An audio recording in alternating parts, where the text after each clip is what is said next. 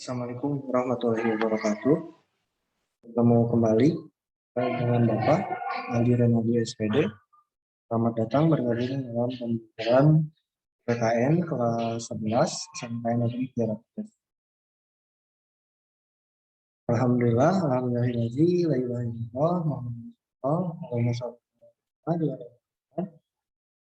Bersyukur kita panjatkan kepada kehadirat Allah Subhanahu wa taala yang telah memperkenankan kita masih dalam keadaan sehat walafiat, serta kita tidak lupa untuk mengucapkan salam kepada junjungan kita semua, Nabi besar Muhammad SAW.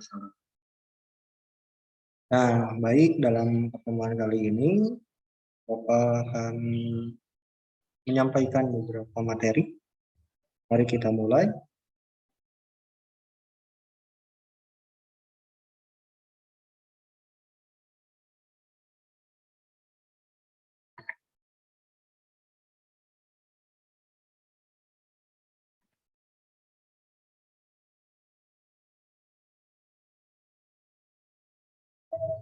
Nah, dalam pembelajaran PPKN kelas 11 sampai Negeri Kiara Pedas, dalam materi yang pertama kita akan membahas mengenai bahasan harmonisasi hak dan kewajiban asasi manusia dalam perspektif Pancasila.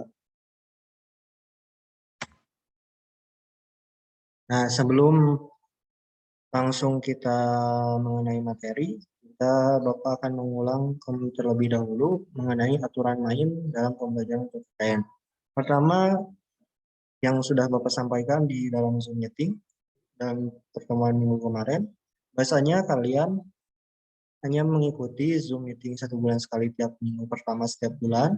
Lalu yang kedua, kalian harus mengerjakan tugas tiap 1 bulan sekali di tiap minggu kedua. Dan yang ketiga, mengisi absensi 1 bulan sekali via Google Form di akhir setiap Zoom meeting. Nah, sebelum kita lanjut kepada materi, nah di sini bahwasanya setelah pembahasan materi ini kalian diharapkan untuk mengerjakan tugas. Nah, pengerjaan tugasnya disinilah diantaranya petunjuk tugasnya. Pertama, download dan tonton video pembelajaran ini sampai selesai. Pahami materi pembelajaran PPKN ini. Lalu terakhir dalam pengerjaannya tugasnya, tulis pertanyaan dan jawaban tugas ini dalam buku catatan. Lalu foto hasil pengerjaannya dengan mengisi nama dan kelas. Yang terakhir, kalian tinggal upload hasil pengerjaan tugas kalian dalam akun Google Classroom. Nah, bismillahirrahmanirrahim, kita mulai pembahasannya. Yang pertama, kalian harus mengetahui apa sih konsep hak dan kewajiban asasi manusia. Untuk mengerti konsep, kita harus mengerti yang namanya pengertian dari hak asasi manusia. Pengertian hak asasi manusia sesuai dengan Undang-Undang Nomor 39 Tahun 1999, hak asasi manusia adalah seperangkat hak yang melekat pada hakikat dan keberadaan manusia sebagai makhluk Tuhan Yang Maha Esa dan merupakan anugerahnya yang wajib dihormati, dijunjung tinggi, dan dilindungi oleh negara, hukum, pemerintah, dan setiap orang demi kehormatan serta perlindungan harkat dan martabat manusia. Nah, dalam hak asasi manusia, seperangkat hak itu memiliki ciri-ciri atau sifat. Ciri-ciri dan sifatnya itu adalah yang pertama, ciri-ciri hak asasi manusia itu bersifat hakiki. Artinya apa? Hak asasi manusia adalah hak asasi semua umat manusia yang sudah ada sejak lahir. Jadi, kalau kita sebagai manusia pasti memiliki hak asasi manusia ketika kita mulai lahir hingga kita meninggal. Lalu yang kedua bersifat universal. Artinya apa? Hak asasi manusia berlaku untuk semua orang tanpa memandang status, suku, bangsa, gender, dan perbedaan lainnya. Yang ketiga, tidak dapat dicabut. Artinya apa? Hak asasi manusia itu tidak dapat dicabut atau diserahkan kepada pihak lain dengan alasan apapun. Lalu yang keempat, tidak dapat dibagi. Artinya apa? Semua orang berhak mendapatkan semua hak sipil, apakah hak politik, atau hak ekonomi, sosial, dan budaya. Contohnya hak sipil apa? Mendapatkan pelayanan pendidikan, kesehatan, dan lain sebagainya. Lalu hak politik, kita bisa ikut serta dalam pemilihan umum. Lalu hak ekonomi, kita bisa berdagang, bermuamalah, dan lain sebagainya sesuai dengan aturan. Dan yang terakhir sosial budaya, artinya apa? Kita tidak boleh adanya diskriminasi antara satu orang maupun kelompok satu sama lain. Hak asasi manusia ini merupakan hak yang dimiliki oleh manusia yang tidak dapat dilanggar dan dipisahkan. Nah, setelah kita mempelajari yang namanya hak asasi manusia beserta ciri-cirinya, nah kalian juga harus mengetahui atau memahami yang namanya makna kewajiban asasi manusia. Kenapa? Karena setiap orang selain mendapatkan hak, setiap orang juga mempunyai kewajiban. Kewajiban secara sederhana dapat diartikan sebagai segala sesuatu yang harus dilaksanakan dengan penuh tanggung jawab untuk pengertian dari kewajiban. Lalu, kewajiban asasi itu apa? Kewajiban asasi dapat diartikan sebagai kewajiban dasar setiap manusia sesuai dengan pasal 1 ayat 2 Undang-Undang Nomor 39 Tahun 1999 tentang hak asasi manusia menyatakan kewajiban dasar manusia adalah seperangkat kewajiban yang apabila tidak dilaksanakan tidak memungkinkan terlaksananya dan tegaknya hak asasi manusia. Artinya apa? Kalau kalian ingin memiliki hak politik, hak sipil, hak ekonomi maupun hak sosial budaya, artinya apa? Kalian juga harus terlebih dahulu melakukan kewajiban supaya terlaksananya hak yang kita ingin miliki. Makanya hak dan kewajiban asasi juga tidak dapat dipisahkan karena erat kaitannya, karena bagaimanapun dari kewajiban itulah muncul hak-hak dan sebaliknya. Nah, substansi atau inti permasalahan dari hak dan kewajiban asasi manusia dalam Pancasila itu adalah dalam proses menegakkan hak asasi manusia berlandaskan kepada ideologi negara yaitu Pancasila yang selalu mengedepankan keseimbangan antara hak dan kewajiban. Artinya apa? Pancasila itu sangat memegang teguh yang namanya keseimbangan antara hak dan kewajiban. Tidak boleh, oh dia hanya kewajibannya saja yang dilaksanakan, tapi haknya tidak dilaksanakan, ataupun sebaliknya. Jadi harus seiring sejalan, hak dan kewajiban itu harus seimbang. Dan Pancasila merupakan ideologi yang mengedepankan nilai-nilai kemanusiaan. Karena Pancasila sangat menghormati hak dan kewajiban asasi setiap warga negara maupun bukan warga negara Indonesia. Nah, setelah kita mengetahui kewajiban asasi manusia, nah di sini hak dan kewajiban asasi manusia dalam nilai dasar Pancasila. Artinya apa? Dalam nilai-nilai Pancasila itu sendiri. Hak asasi manusia dan kewajibannya itu kayak gimana sih? Di sila yang pertama, ketuhanan yang Maha Esa, Pancasila artinya menjamin hak kemerdekaan untuk memeluk agama, melaksanakan ibadah, dan kewajiban untuk tetapi bukan hanya hak, tetapi kewajiban yang harus dilakukan oleh kita, yaitu menghormati perbedaan agama. Lalu yang kedua, dalam sila kemanusiaan yang adil dan beradab, Pancasila menempatkan hak setiap warga negara pada kedudukan yang sama dalam hukum, serta memiliki kewajiban dan hak-hak yang sama untuk mendapatkan jaminan dan perlindungan hukum. Nah, dalam sila yang ketiga, Persatuan Indonesia, Pancasila mengamanatkan adanya unsur pemersatu di antara warga negara dengan semangat gotong royong, saling membantu, saling menghormati, rela berkorban, dan menempatkan kepentingan bangsa dan negara di atas kepentingan pribadi ataupun golongan. Artinya apa? Bagaimana kita bersatu kalau misalnya kita tidak menghargai orang lain? Salah satu bukti ataupun contoh bahasanya pembuktian dari kita menghormati orang lain adalah yaitu dengan melaksanakan kewajiban asasi manusia, yaitu tidak membeda-bedakan ataupun hendaknya sesama manusia harus bergaul satu sama lain dengan semangat persaudaraan. Nah, dalam sila yang keempat, kerakyatan yang dipimpin oleh hikmat kebijaksanaan dan permasalahan perwakilan, artinya apa?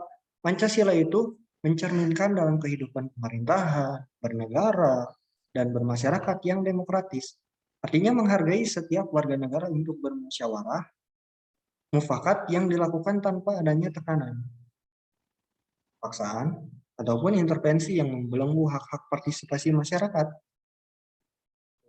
Lalu yang di sila yang keempat, keadilan sosial bagi seluruh rakyat Indonesia, artinya Pancasila mengakui hak milik perseorangan dan dilindungi pemanfaatannya oleh negara dan memberi kesempatan sebesar-besarnya pada masyarakat. Setelah kita mempelajari tentang hak dan kewajiban asasi manusia menurut nilai dasar Pancasila, kita beralih kepada nilai instrumental. Artinya apa? Hak dan kewajiban asasi manusia juga dijamin atau diatur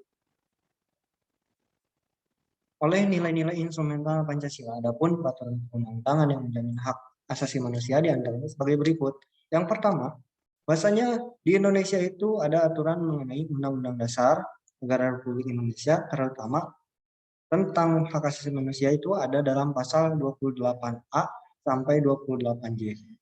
Lalu yang kedua, di ketetapan MPR atau Majelis Permusyawaratan Rakyat nomor 17 garis miring MPR garis miring 1998 tentang hak asasi manusia, di dalam tap MPR tersebut terdapat piagam hak asasi manusia Indonesia.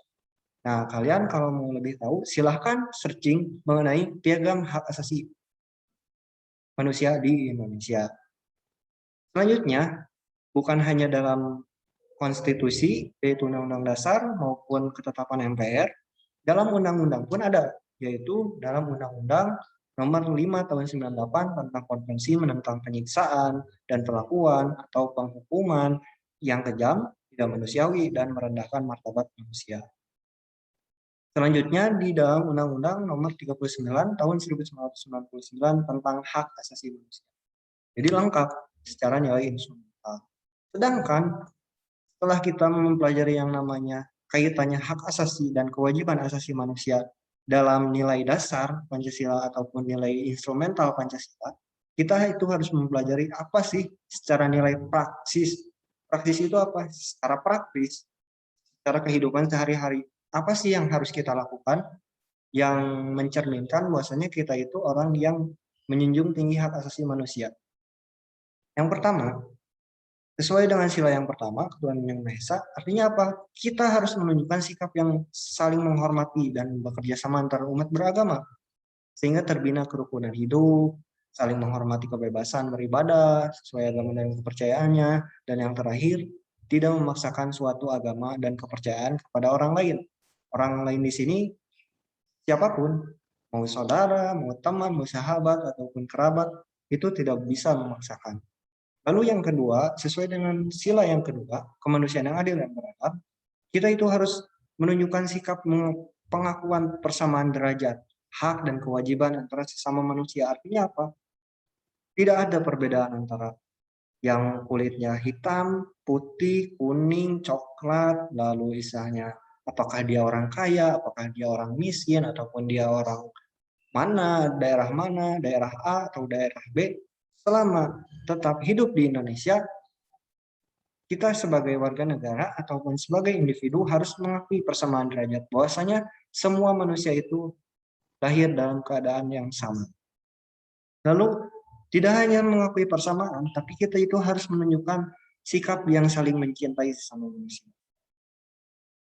Yang dicontohkan apa? Tenggang rasa kepada orang lain, tidak memaksakan kehendak, dan lain sebagainya. Nah, dalam sila yang ketiga, kita itu harus menunjukkan sikap-sikap menempatkan persatuan, kesatuan, kepentingan, dan keselamatan bangsa dan negara di atas kepentingan pribadi. Kalau misalnya ada kepentingan kita yang bertentangan dengan kepentingan negara, maka mohon ego itu harus ditekan.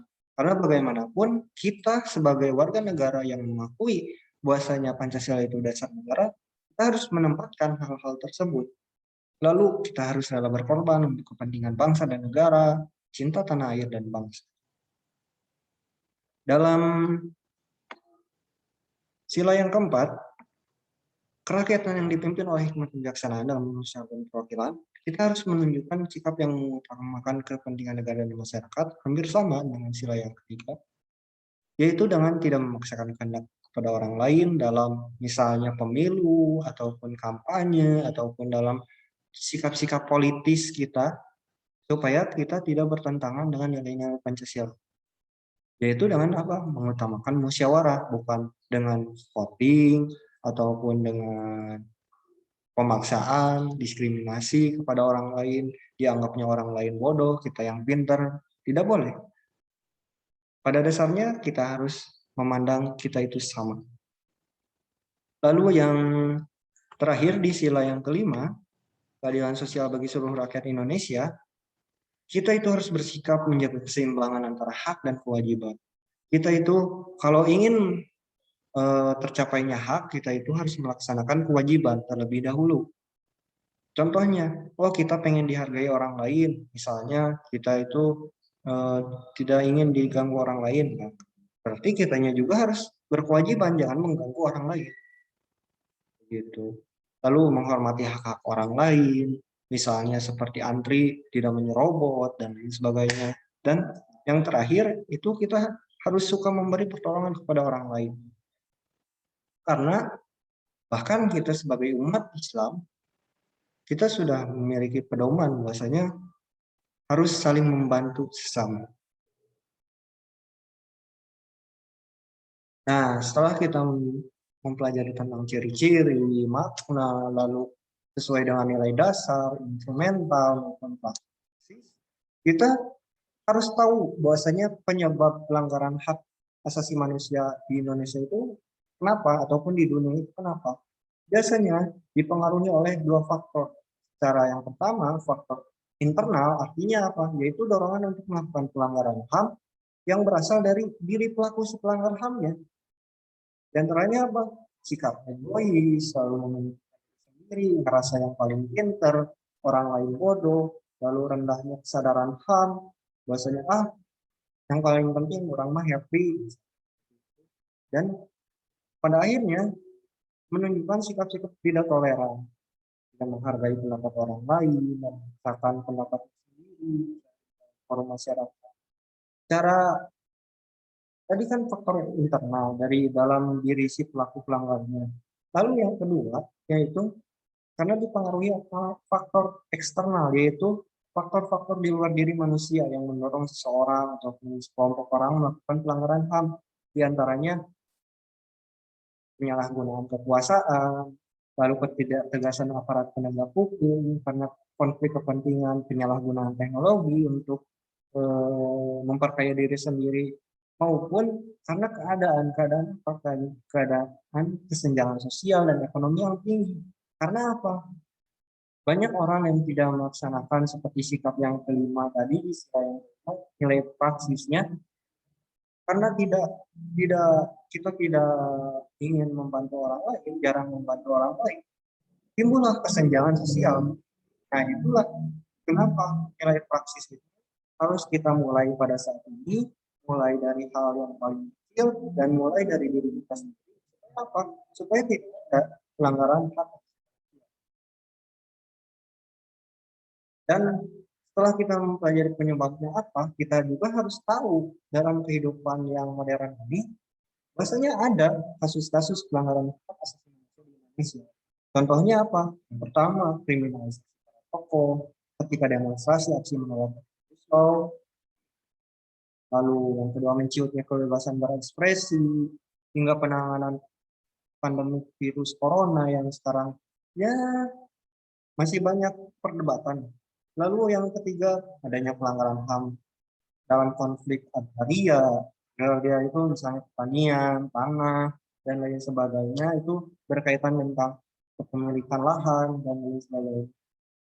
Lalu yang keempat, Bapak mengambil hanya beberapa contohnya. Nah, yang terakhir contohnya terkait intoleransi, radikalisme, ekstremisme, dengan kekerasan yang sering terjadi di berbagai wilayah. Artinya apa? Banyak pelanggaran HAM yang didasari oleh sikap yang intoleran. Artinya apa? Yang memaksakan dirinya, dia merasa yang paling benar, orang lain salah, itulah jadinya penyebab dan bahkan jadi kasus pelanggaran HAM. Nah, ini contoh-contoh ini diambil dari rangkuman catatan Komnas HAM. Komnas HAM itu apa? Komisi Nasional perlindungan hak asasi manusia di Indonesia. Nah, setelah kita mempelajari penyebabnya apa, lalu kasus-kasusnya itu contohnya kayak gimana, nah kita juga harus tahu bahwasanya di Indonesia sudah banyak upaya untuk menegakkan hak asasi manusia. Yang pertama, negara kita telah membentuk Komisi Nasional Hak Asasi Manusia sebagai komisi yang mengurusi kasus-kasus pelanggaran dari pelanggaran. Lalu pembentukan instrumen HAM seperti tadi ya, eh, ada bahkan sampai nilai-nilai praksis dalam Pancasila dilibatkan di situ.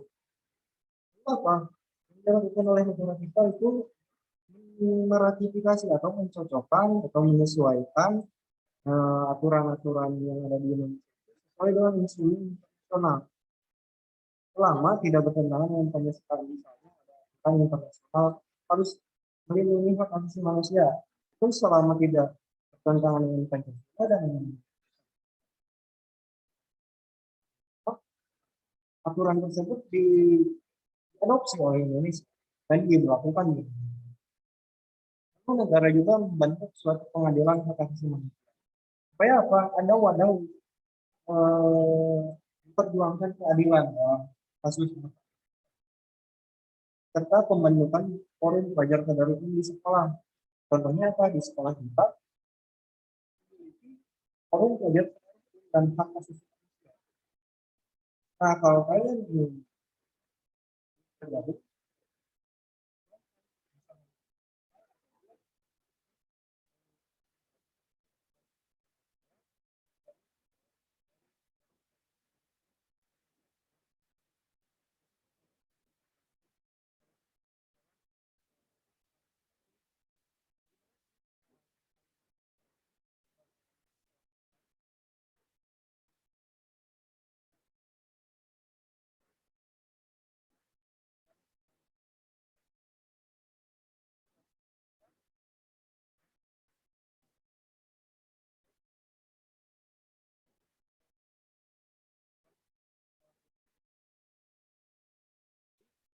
adilah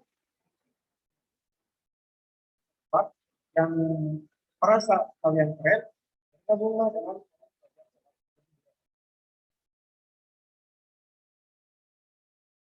Kan hanya itu, bahwasanya upaya yang harus dilakukan penegakan antaranya itu menegakkan hukuman. Penegakan keadilan itu bukan hanya sekadar eh, memperkuat hukumnya, harus dirasakan dampak dari hukum itu harus berkeadilan. Meningkatkan kualitas pada pengawasan penyebar luasan kamu, hak asasi manusia kalian itu salah satu upaya penegakan dan meningkatkan kerjasama yang harmonis. Nah, sekian pembahasan yang kita. Nah, setelah kita mempelajari materi ini, yang pertama yaitu Bapak ulangi kembali kayak gimana sih download dan tonton video kamu materi dan tanyakan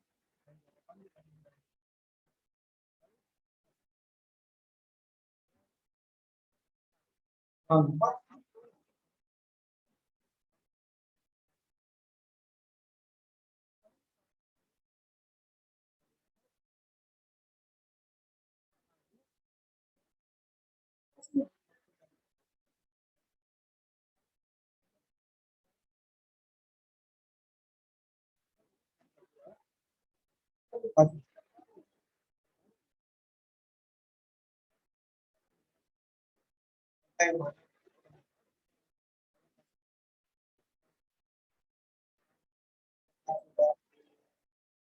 tempat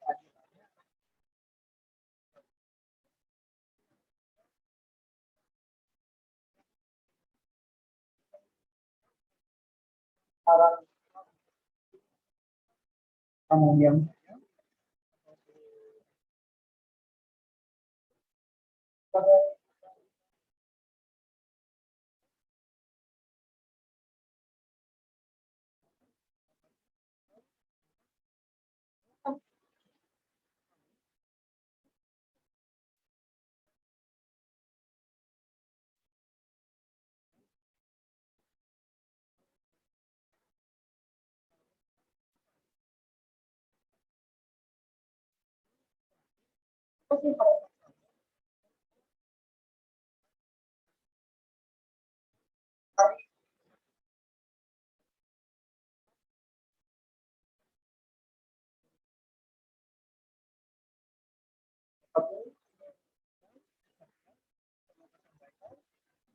maaf.